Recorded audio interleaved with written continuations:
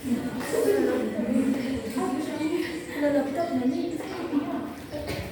good morning everyone. We are group 2. Our topic is all about Jujutsu martial arts.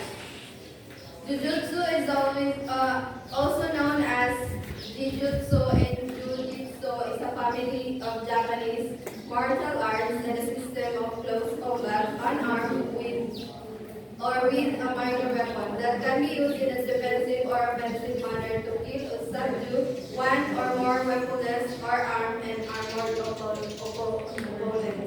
Okay, the second paragraph with Kathy.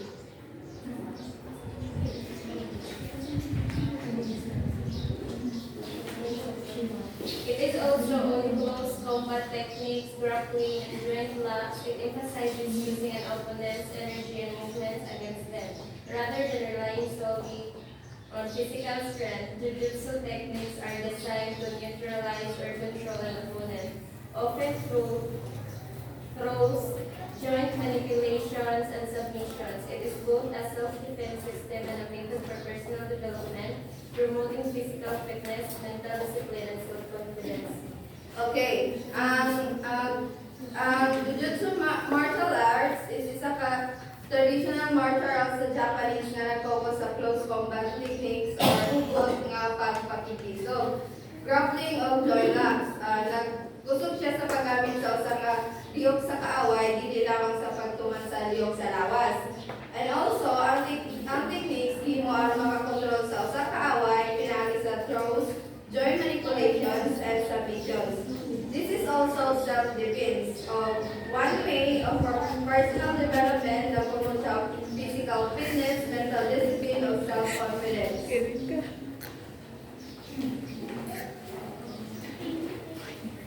The history of Jujutsu. So, the history of Jujutsu first began during the Nara period, are combining early forms of sumo or Japanese martial arts used in the battlefield of close combat. So, kaning Rio, mali siya ang oldest na school, mali siya ang oldest school na gigamit ay gitulo para sa martial arts.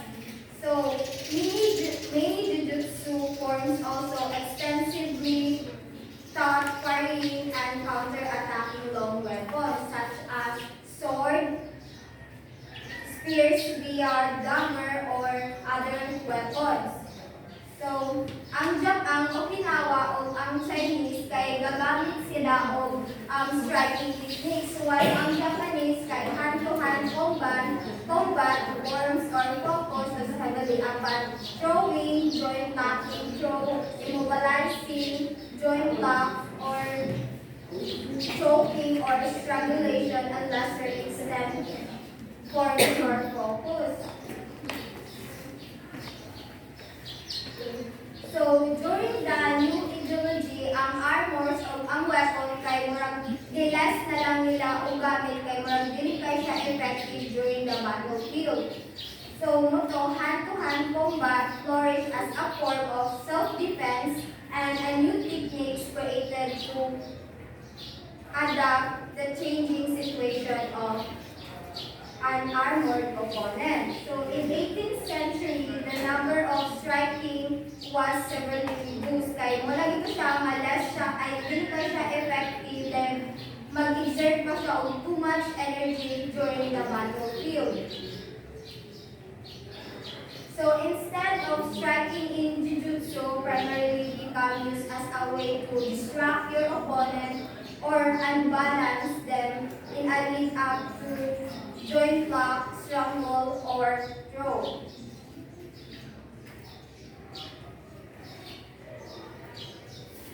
So during the numerous Jujutsu, kay ang ubang mga eskwelahan kay na-challenge sila kung kinsa daw pinakamaayo nila. So imong ni Randori na dili daw basihan ang kamaayo sa or magamit ka og like pag-yun mo ang tao or labanan or marahasan imong gamiton na daw pamaagi nga para ang imong kakayahan or kaayuhan sa martial arts dili magamit og kana dili ka dapat magpatay og tawo.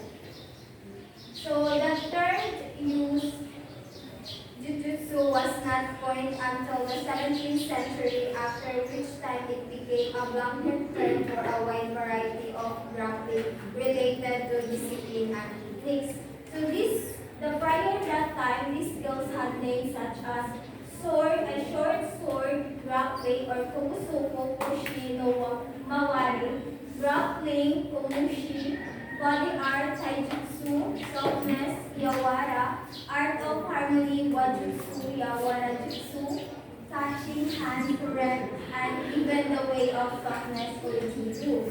As early as 1724, almost 2 centuries before Kanu Jigoro founded the modern art of Kadokan Judo. So today, the system of an armed combat that was developed and practiced during the Muromachi period, 1730 to 1573, are referred to collectively as Japanese old-style Jujutsu or Nihon-Tori Jujutsu. So at this period in history, the systems practiced were not systems of the unarmed combat, but rather means of an armed or lightly armed warrior to fight a heavily armed and armored enemy on the battlefield. So during the Edo period, 1603 to 1863, Jujutsu slowly 1868, Jujutsu flourished as practical martial arts taught to samurai for self-defense and battlefield combat. It was also often used by law enforcement officers and bodyguards. Many prominent Jujutsu schools were established during this time, such as Takanoshi Ryu, Yagyu Shinyan-ryu, and so on. In the late 19th and 20th century, Japan underwent a period of modernization and traditional martial arts, including the Jujutsu, experienced a decline in popularity.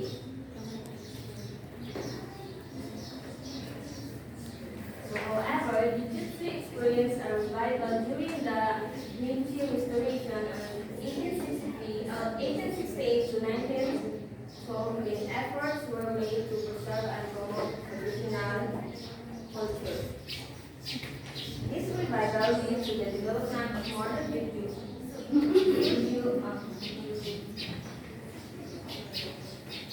Jujutsu, a sportive form of Jujutsu founded by Japanese in late 19th century.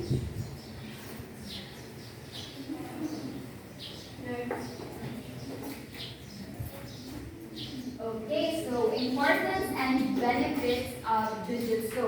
Importance or purpose. Jujutsu developed to combat an armed or armored opponent in which one uses no weapon. So if ang kontra daw, or ang Jujutsu, beneficial siya if ang kontra, like in real life ba, magamit siya nimo if ang imong kontra kay na siya weapon, pero magamit rin na siya nimo if skillful ka na mo execute ang Jujutsu.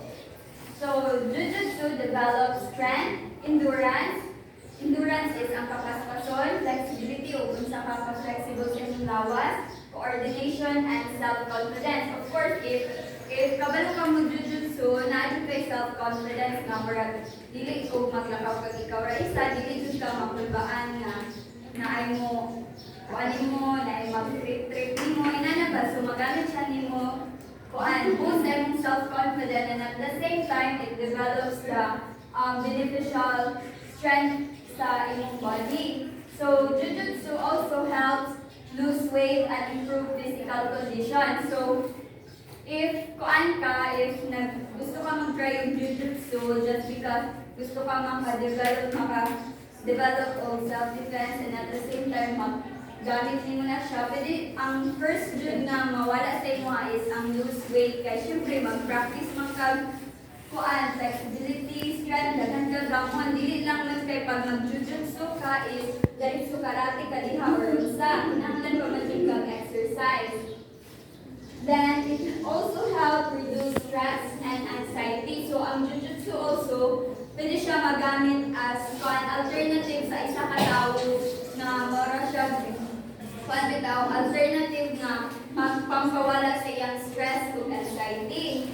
So it also helps improve reflexes. So reflexes ka ng ato bitong mga kuan, then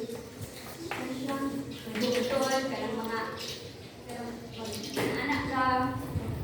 So it also helps develop and master self-defense. So mao jud niya ang pinaka-importante sa jujutsu na pinaka-kuan na nakatabang sa imo is self-defense jud kay not just Himon siya sports, but it also developed in real life as your self-defense, and it could run into kuan ka lang throughout the time bitaw na magamit siya nimo bisag bata pa ka mag-practice ka din mastery mo ang jujutsu magamit siya nimo up until magkaedad na ka.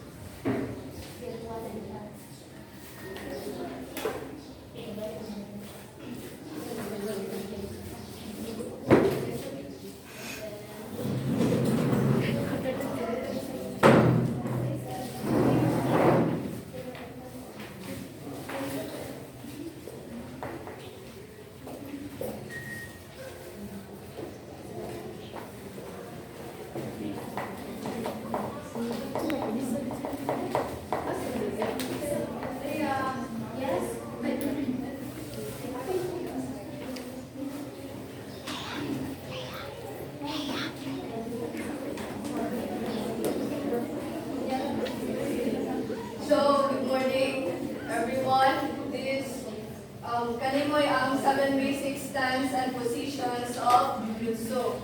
So first, attention stance. So commonly used as used in preparation for courtesy or bowing at commencement of sparring. So this is how we execute the attention stance. First, arms and legs should be straight. Arms and legs should be straight and touching each other.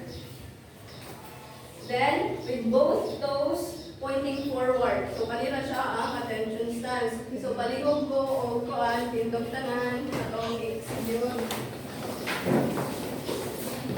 So, okay, again. First, arms and legs should be straight. Then, touching each other. Then both toes pointing forward. So, i-point mo siya forward. Okay, thank you. So, stance na to. Next stance, ready stance. Commonly used in when standing at least during training or tournament. So, this is how we execute the ready stance. First, stand with your feet apart, parallel. So, parallel, kapariha, or katubong. So, parallel to your shoulder. We already hapon with both toes pointing forward. Naka-point forward. Then, your knees should be straight. So, be straight siya. Then, your hands should be on waist level. Sunod, last, hands should hold a stick on both sides. So, pwede na po makipandin mo og na hawin mo og stick. So, ganito. Kumusbon. Stands with your feet apart parallel to your shoulder. With both toes pointing forward. Then your knees should be straight. Hands should be on waist level. And then hands should be on holding sticks both sides.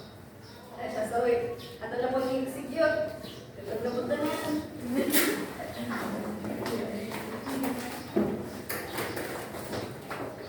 Okay, again. Stand with your feet apart, parallel to your shoulder. So, tupong na siya din. Tapos, nag-anak mo din na siya, bigangkang mo na. So, imong toes, imong i-point forward. O, tapos imong knees, dapat straight. O, tapos imong hands, nasa imong waist. Then, mura kang naghawid o stick. Next, back stance. So, sa pag-execute ang back stance, first, imong isa ka foot, okay, nasa in front sa other. Tapos, ang back foot, pointing 90 degrees perpendicular. So, moving 90 degrees, ano na siya? Eh, kanina 100, kanina 90. So, ang katong naa sa front, imong i-point straight. Ginahon siya. So, again, imong isa ka foot, nasa front. Then, ang back foot kay 90 degrees, pointing perpendicular. Tapos, imo ang front na foot kay point di mo straight. So, na. Okay, atong execute. Okay mo atong execute mo. Okay, ang front foot kay ato sa unahan. Tapos, ang back foot kay 90, pointing 90 degrees perpendicular. Yan mo.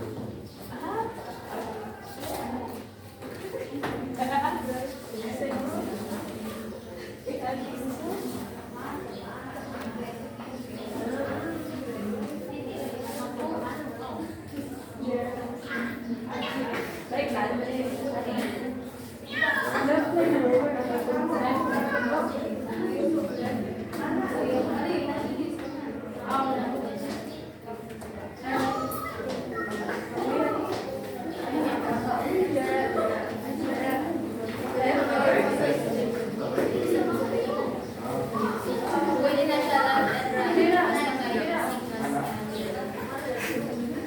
90 degrees na 100.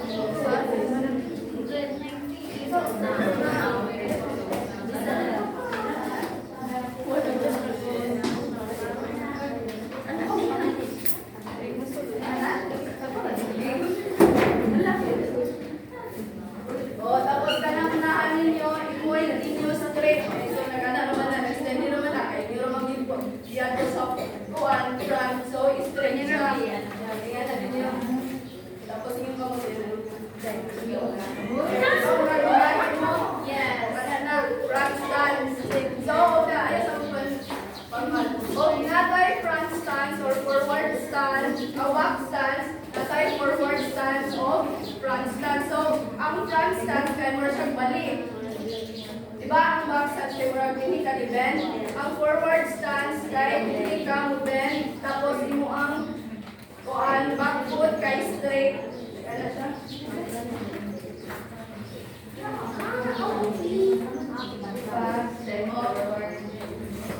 Diba?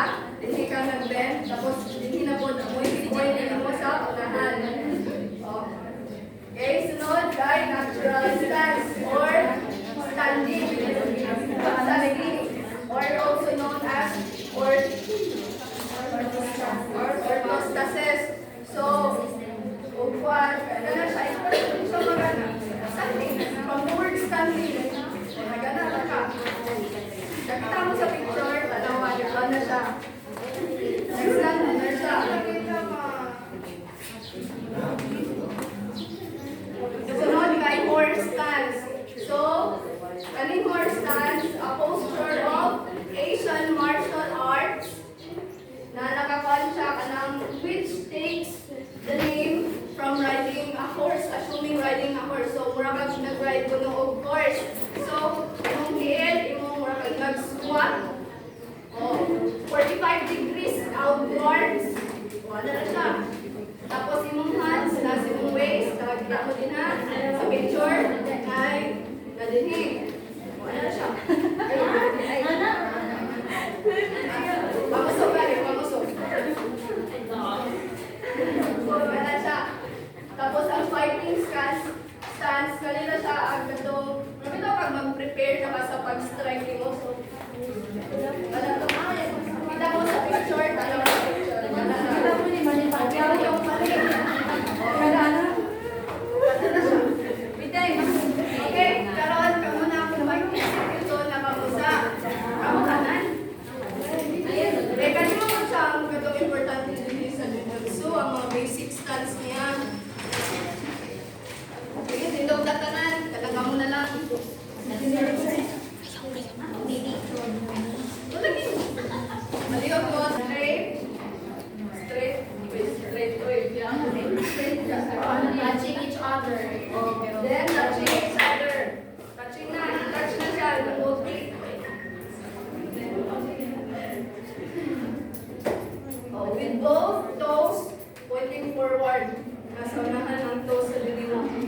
Okay, ready stance.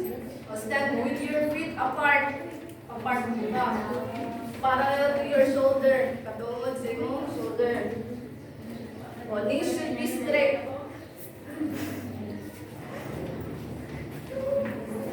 Hands should be on waist level. Ano yung waist? Diretso matikwan. Hands, wala siyang nag-hold of stick on both sides. Sige na. O back stance. Una nitong clear, i-abdali mo sa front.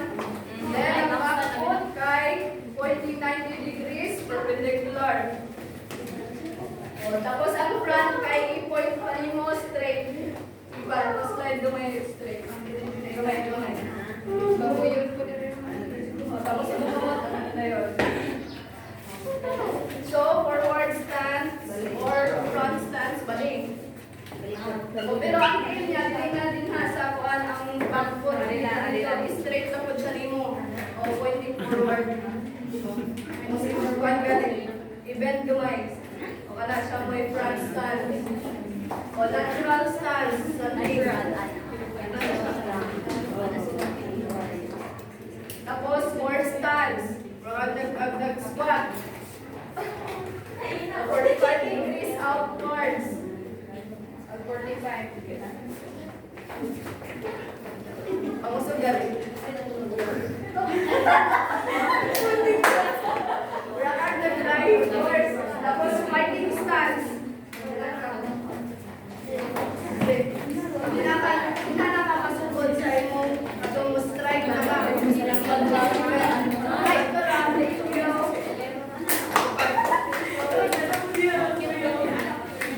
Okay, everyone. So next is the techniques, which is the most crucial in judo or jujutsu.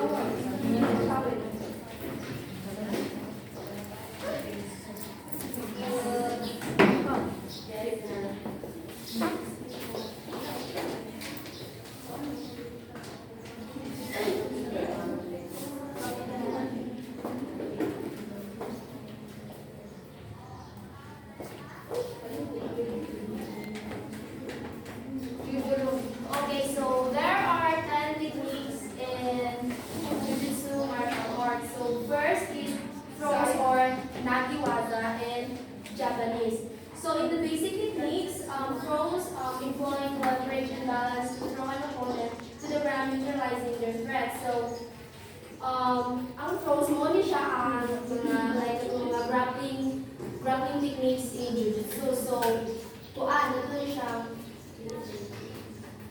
So, this is mo siya example sa throws or nagiwaza. Mo siya ang tatong dili ka po nakascore. Like, kung nakascore ko so of course, kinala din siya i-try kay bawal siya ng mga strikes sa Jujutsu. So, next is joint locks or kansetsu waza in Japanese. So, this technique that manipulates joints such as wrists, elbows, and shoulders to control or submit an opponent. So, kung siya example of kansetsu waza, kaya kita mo makabantay mo, or makita mo like mga competitions in maybe like pang anak ko, buta lang ako, Sa MMA. para makascore and another point sa iyong mga opponent. So next is strikes or atemiwaza in Japanese. So it is effective use of punches, kicks, and strikes for vital points for self-defense and creating openings. So kining atemiwaza or strikes, dili siya allowed sa Jujutsu competitions because mostly in Jujutsu is more on grappling legit na like ipang-lock lang, ipang-throw lang, malay ka lang mga strike. But mostly magamit na yung mga strikes is for self-defense. Just like for example, kung may counter ka, so kung may mga tampalasan sa yung mga balibot, so pwede na hindi mo siya magamit. Pero kung naadyo ka sa competitions like, kung ano siya, formal competitions, bawal din ang mga strikes. So, inani, kung siya example, so bawal din. That's what I'm going to Next is chokes and strangles or shimiwaza in Japanese. So, restricting an opponent's airflow or blood circulation to gain control without causing permanent harm. So, mauna to, kapag tayo ka ng, natin yung mostly kung na-fight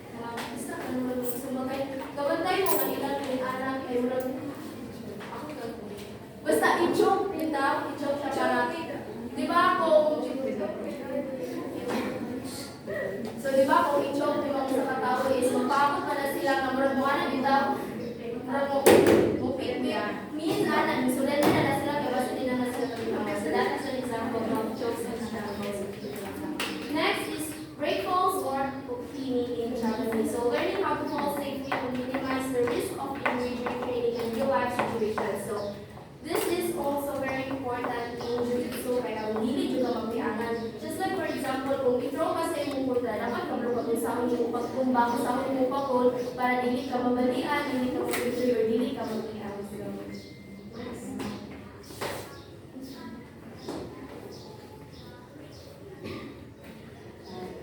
So next is ground fighting or niwaza in Japanese. Techniques for grappling and controlling an opponent on the ground, vital for self-defense scenarios. So kani siya, mahita mo ni siya if ever mo yung throw, kung yung imong opponent mo, tindog pa. So imong gamiton imong whole body para dili na siya katindog, and imong rin siyang struggle. Para siya, dili na siya makatindog.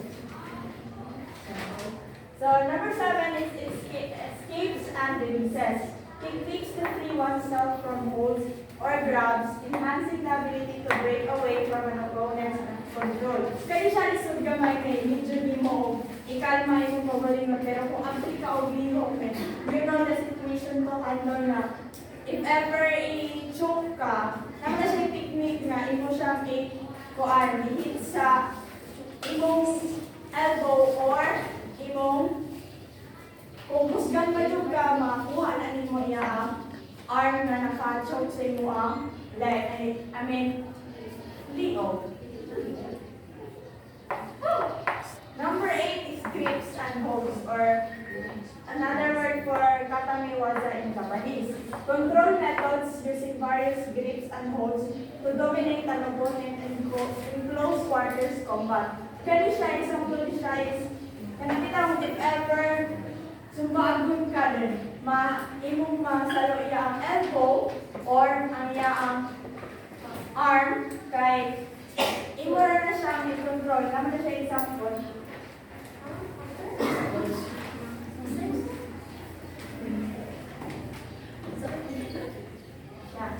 Example gani pan. Ana, pwede na siya nimo balian na. Wala siya may example.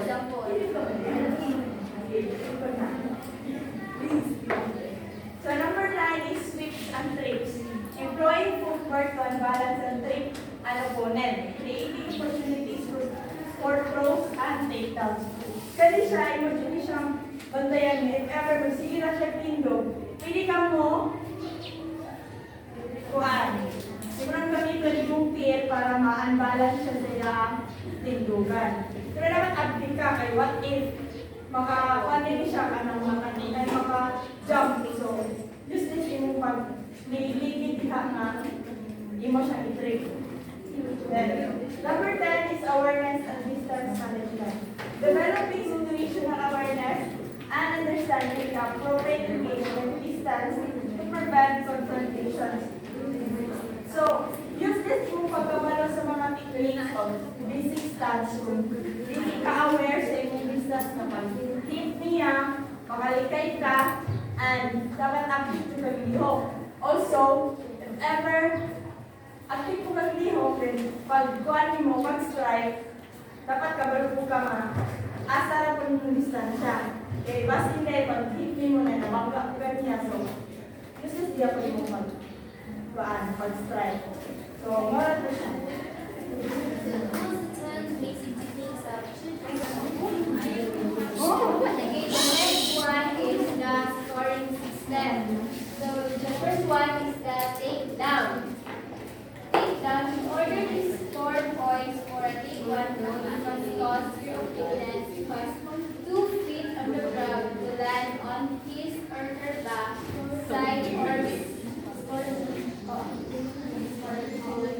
side or seated, establish the top position for 3 seconds.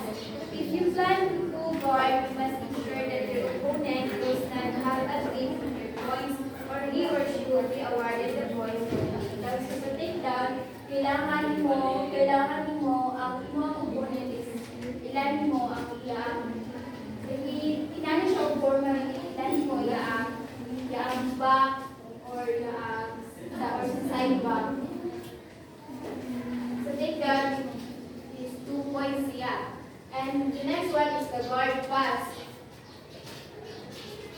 The guard pass is worth 3 points. This occurs when an athlete in the top position successfully navigates past the legs of the opponent in the bottom position, maintaining the side control or north-south for 3 seconds. Kailangan 3 seconds siya alam kung paano ang point. So, inali siya ang una. That's worth 3 points. As the knee on belly is, ang yapon siya is 2 points yapon siya. Placing your knee, kailangan mo ang knee is nasa sa your opponent's belly, sa mong belly or diri ba sa likod. Or chest or ribs without your opposite knee, without the opposite knee touching the ground, earns you 2 points. The knee must remain in contact for at least 3 seconds while the opponent is lying on the ground. 3 seconds na po siya, lain mo makuha mo ang points na 2 points na po.